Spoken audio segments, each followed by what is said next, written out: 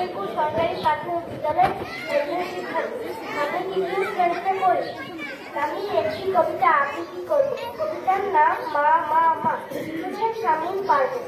মা মা মা কি মিষ্টি নাম, মা ছাড়া কি আছে কোনো নাম। মা মা মা তাকে পাই সুখ, মা আছে বলে নাই কোনো দুঃখ। মা মা মা সে তো নয়নের মণি, মা শেখাই বলে জানা অজানা চিনি। মা মা মা সন্তানের কিন্তু চাই না মা, মার সাথে কারো হয় না কোনো তুলনা। আসসালামু আলাইকুম।